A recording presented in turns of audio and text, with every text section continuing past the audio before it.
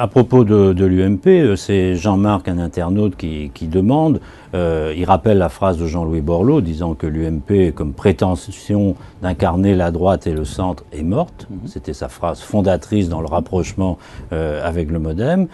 Comment continuer, demande-t-il, de s'allier avec ce parti?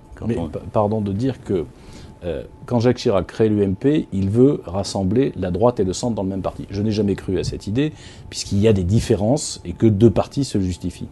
En revanche, les hésitations de ces derniers temps d'un certain nombre de responsables de l'UMP en direction de l'extrême droite, effectivement, font de l'UMP un parti de droite et pas du tout du centre.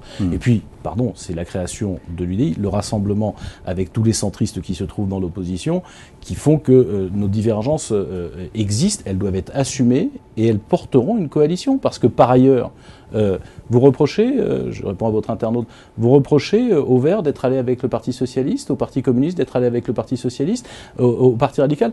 Pour gouverner, c'est vrai en France, c'est vrai dans tous les pays, pour gouverner, il faut une coalition.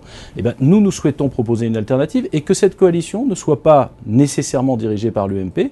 En offrant une alternative aux européennes et à d'autres élections, vous le verrez, nous permettons aux Français de choisir qui doit porter l'alternative. Ce n'est pas nécessairement l'UMP. La prochaine élection, Jean-Christophe Lagarde, c'est les municipales. Est-ce que vous avez déjà établi une stratégie dans les grandes villes de France, et notamment à Paris ? Alors, dans la plupart des grandes villes de France, qui sont aujourd'hui détenues par des maires socialistes, qui portent les valises du gouvernement et parfois alourdissent encore la facture fiscale par rapport à celle que déjà M. Hollande et M. Ayrault font subir aux Français, nous aurons des listes communes avec l'UMP, parfois d'ailleurs aussi avec le MoDem, et nous allons conduire un certain nombre de ces listes.